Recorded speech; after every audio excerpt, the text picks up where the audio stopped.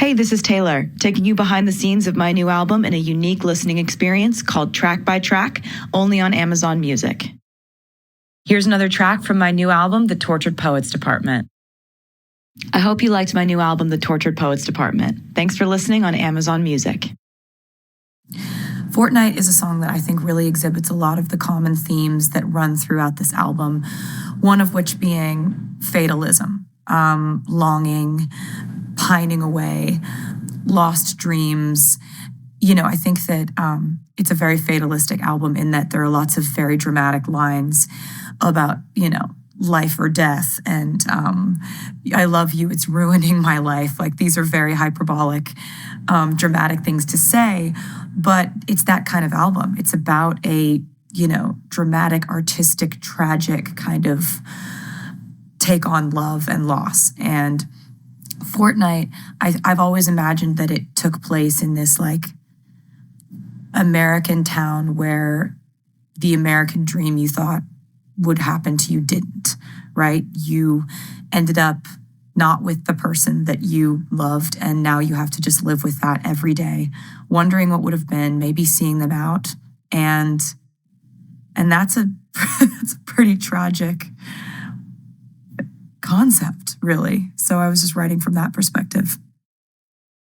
My Boy Only Breaks His Favorite Toys is a song I wrote alone, and it's a metaphor of, from the perspective of a child's toy, being somebody's favorite toy until they break you and then don't want to play with you anymore, which is, how a lot of us are in relationships where we are so valued by a person in the beginning, and then all of a sudden they break us or they devalue us in their mind, and we're still clinging on to, no, you should have seen them the first time they saw me, that they'll come back to that. They'll get back to that.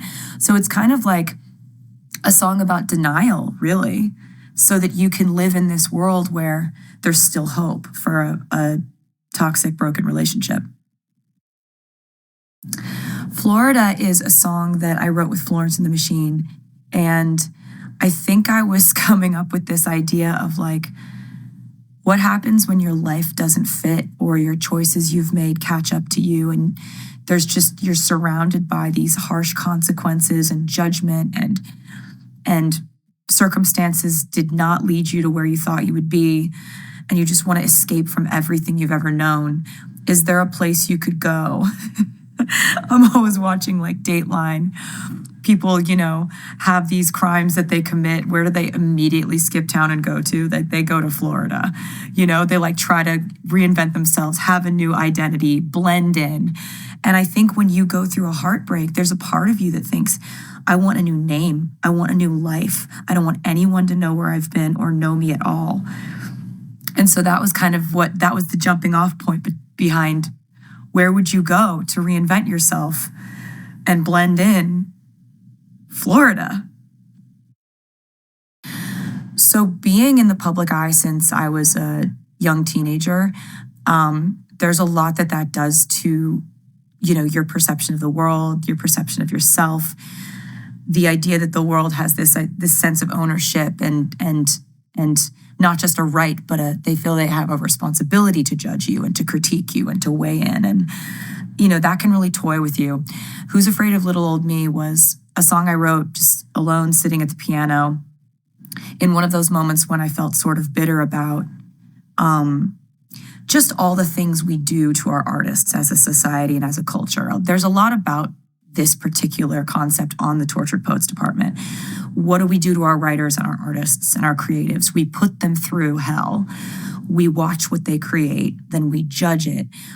We love to watch artists in pain, often to the point where I think sometimes as a society, we provoke that pain. We just watch what happens. So there's lines about, feeling like I've been in the circus, those kind of metaphors, or feeling like I'm sort of like a witch in a haunted house.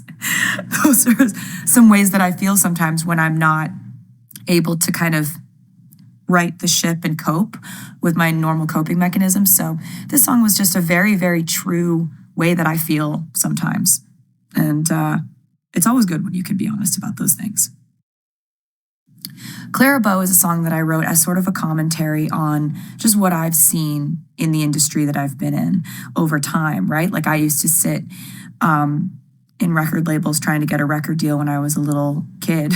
And they'd say, you remind us of, and then they'd name an artist. And then they'd kind of say something disparaging about her and be like, but you're this, you're so much better in this way or that way.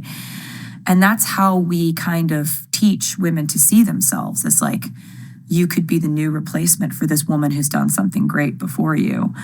And so I had this idea that it's a conversation between the young woman sitting in the chair in front of the desk and the man in power or woman in power sitting behind the desk saying, oh, you remind us so much of a woman who came before you, but don't worry, you're better. Like we're going to make you the new her.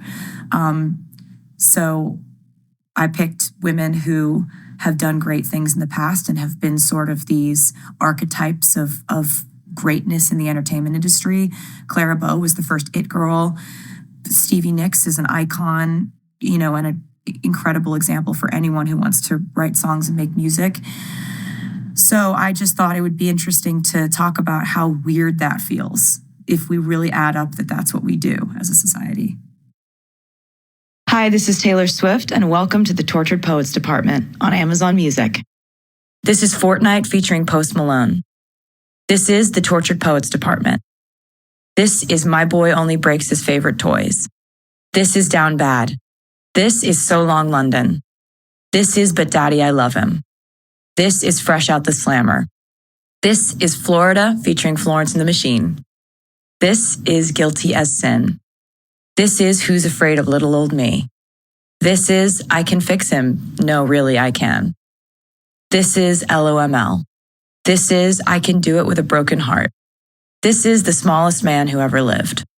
This is The Alchemy. This is Clara Bow.